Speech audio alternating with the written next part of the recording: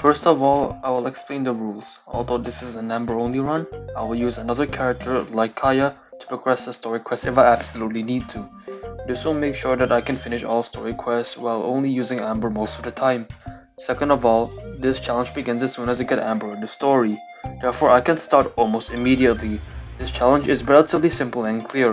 However, it took very long to complete as I was only using one party member and not a very good one. So, without further ado, here is how I beat Mondstadt story quest with only Amber. I forgot to record the very beginning of the game, so I can't show the part where I got Amber, but I did get her. So the first thing I did was get some XP from the nearby fodder villager camp, getting me to level 7. I then went into Mondstadt to continue the story quest, and got told that the discount ender dragon was attacking Mondstadt. I kicked the shit out of the dragon and beat the FBI. I then unlocked the wish feature and wished on the weapon banner and the standard banner, but I didn't get anything good. So with nothing but a few grey artifacts and a recurve bow, I team up with the FBI officers and go to the 4 wind temples.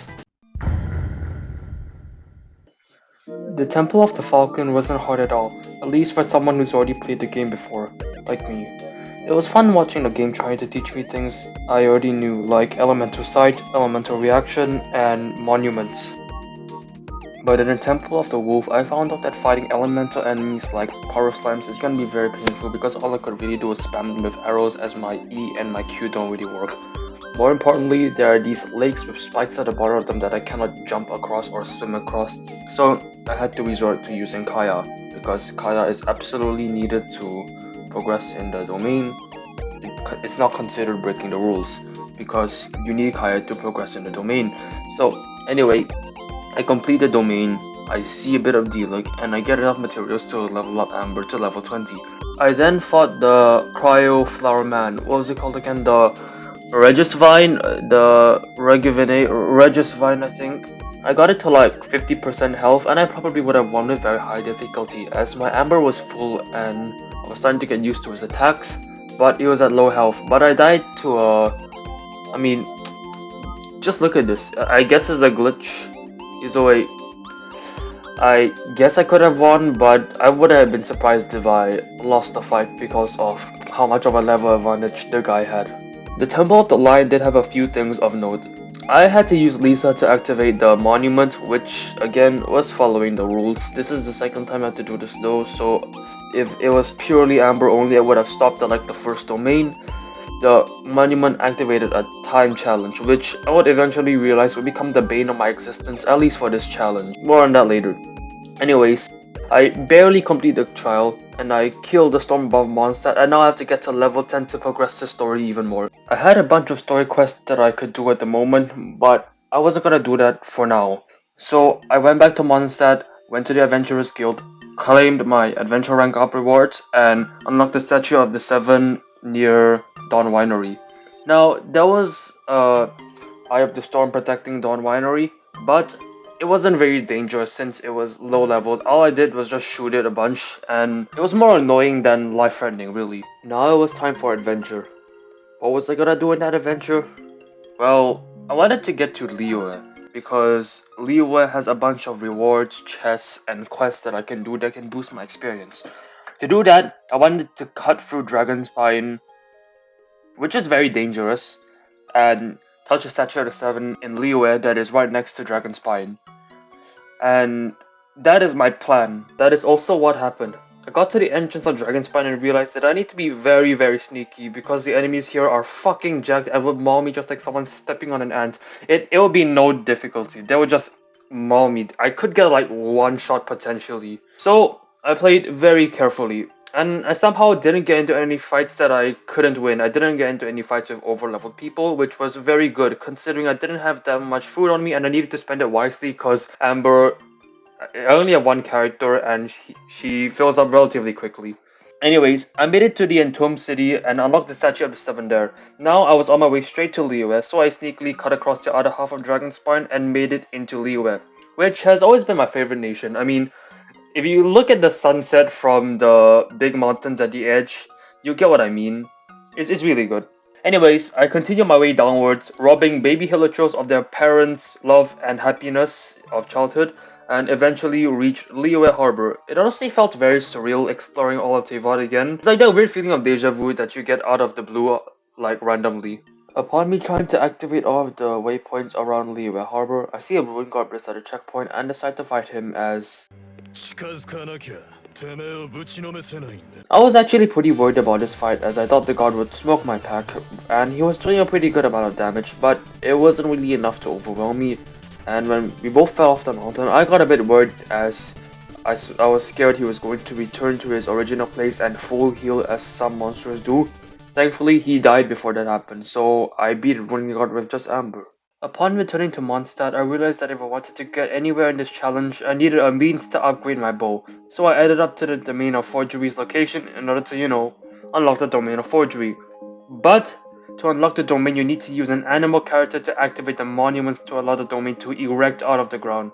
So, when the time came, I went in, got so close, and used her to activate the monument. I unlocked the domain, then swiftly evicted her from the party. I do the domain, and I don't have the footage, and directly after that, I got the stringless bow from the weapon wish, which was really good RNG because the stringless is really good on Amber. However, I didn't equip it directly as it was too under leveled at the time and would do less damage than my current bow, but I was still going to switch to it eventually. It was just too good of a weapon to pass up. Give it time and it will become my default weapon for a really long time. So, a bit after I did Amber's story quest, I helped her track down a criminal mafia man by going into creative mode in the wind, and once confronted, he was pretty easy to beat. However, I don't have the footage of him dying due to lag. The lag was so bad that I had to stop the game and get up and check. A day or two after, I finally ascended my Amber. This is quite the power boost as I could now level up to 40, which is twice the level that I was at that point. And I would gain a shit ton of health, attack, and that I did. Look at this, I basically had 6,000 health now, which was like 2,000 more than what I had before. Now onto Kaya's quest, where I could go find some gold D treasures. However, I couldn't do that without Diona to light up the monuments needed to progress the quest. We eventually get the location of the supposed treasure trove to enter. Then I was greeted by the Genshin equivalent of the Mafia crime syndicates. Then they were greeted by an FBI ambush which was led by, you know it, the Coolant Man. The Mafia, cornered and scared, accidentally unleashed a weapon of mass destruction. But the thing is, compared to my Amber, it was a shitty weapon of minimal destruction. I yeeted, then Coolant Man went and told us that the whole thing was clickbait, and we had been clickbaited, bamboozled, and stick-bugged. Now on to Miss quests. I had to switch to Lisa to turn on these switch thingies, but those were the only times I used her. Anyways, I painfully spent 2 minutes eradicating these Hydro Slimes, then wailed in anguish at the following time trial of Hydra and Cryo Slimes. This is the worst possible combination for someone like Amber. They jump around and you can't really hit them well, even if you spam attack or hold attack. This took multiple attempts. Painful, agonizing attempts might I add. The Abyss Mage, it was a cryo, which was weak to Pyro, which is Amber's element, so this was really good, and the Mage was easier to deal with than the 10 slimes bouncing everywhere like a baby on Skittles. Anyways, I destroy the Mage and Lisa gives him the shock and we get her manga back. And this is where I realized that I screwed up. You see, while I was reviewing the footage of Act 2 of Mondstadt's story, I noticed that the level here was 20, not 40. I was already elbows deep into editing the aftermath of this, so I have to put this in here. I'm so sorry for this mess, but I completely forgot about the level here. But this was between when I unlocked the Domain of Forgery and when I ascended her. I guess my brain just kind of malfunctioned and I got the order wrong. Anyways, we spy on Jean. Show Lisa a red crystal, find a certain bard, follow him to Windrise, talk to him, kill a windy kiddo. The bard announces that he's actually God. We commit divine robbery but not really. We escape the FBI. We find the guy that hates the FBI. Find out that the guy who hates the FBI is actually the FBI Captain Senpai. Raid an evil organizations there. 1v1 of Flame Shinobi and win. And then we now go to another temple with another windy kid. So, I violate him and go into the dungeon. It was really just a bunch of slimes and Hirojo, so they weren't that threatening. And then, this man showed up.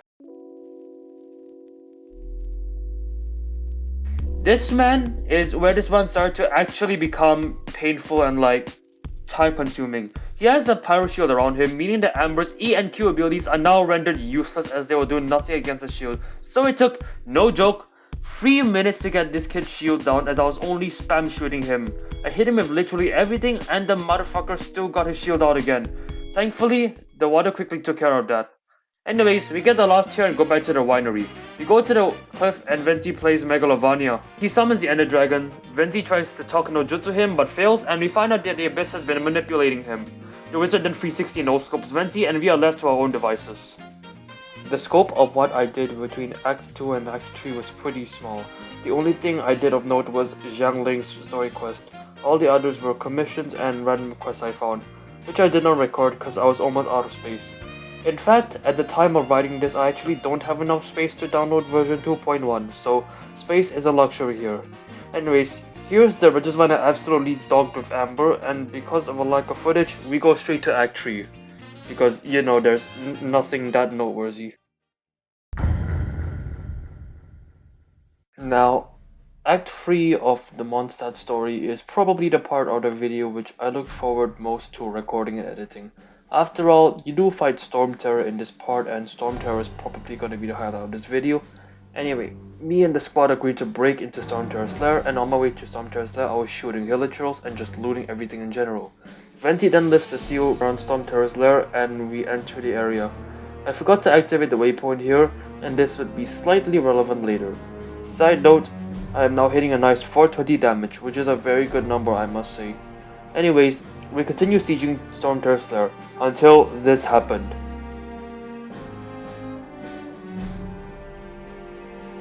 I got knocked off, which killed my Amber and gave me my first game over screen. What's even worse is that because I didn't activate the waypoint just now, the game spawned me near the domain of forgery, and I spent 15 minutes trying to navigate back to where I was. Anyways, I continue my siege and now I had to activate 3 light actuators. I did not record this as my space at the time was nearing only 3 GB, which I knew I needed to save for the Storm Terror fight. So, I'll give a commentary on each of them and how I unlocked them. The first one was pretty glitchy since you had to glide up and the things didn't spawn, and without the things you can't activate it, so I just waited and eventually they did spawn. The second one was actually really hard, but I managed to just barely pull through the time trial with just like 2 seconds left and a bunch of attack and defense foods. And the third was pretty average, nothing much to say. I just dug up a bunch of stuff and I had activated all of them, which removed the steel on Storm Terror's base.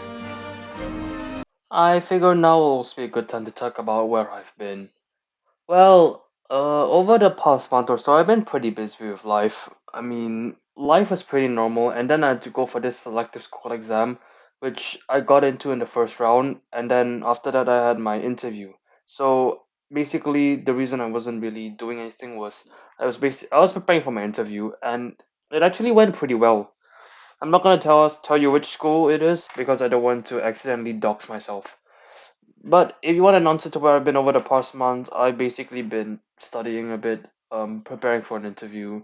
Nothing major, but now I'm back. I just did the interview like 2 days ago, so I think I'll be fine. Now for the main guy himself.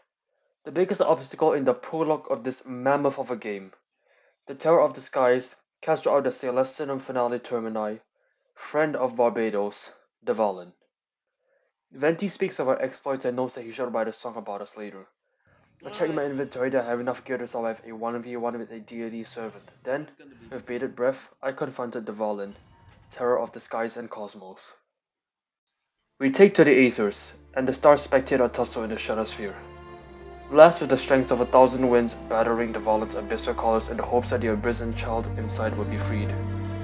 Once its health went down, it got aggravated and started to retaliate. However, the memories and skills of a pro gamer quickly put an end to its escapades.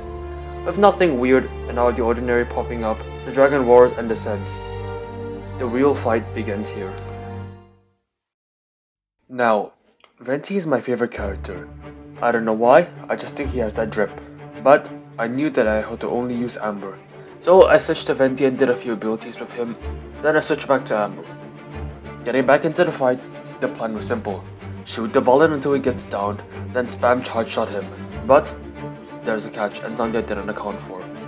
Once I used my burst, I realized that I couldn't refill it anymore. Barred Bunny just takes too long to detonate, so all I really had to do was my shots. I didn't need a strategy as we were low enough of a level that I could just brute force it with no consequences. So the battle was just a cycle of me shooting it down, then hitting it with charge shot. and it was over. You did it! We fucking did it. We did it! Dvalin, now free of the abyss, carries us on his back. When we get back to Mondstadt, Amber fills us in on what happened and wishes she went with us. Like, dude, you literally soloed him. Anyways, Kaya gives us some abyss intel, we return to Holy Liar, and Venti gets jumped by a random kid. That's the end of Mondstadt's story. Next on the list, I'll be setting my sights on the Harbor of Contracts and Mountains, Liyue.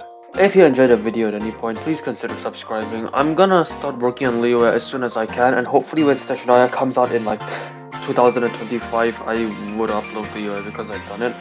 But anyways, that's all the time I have for now, and I'll see you in the next one.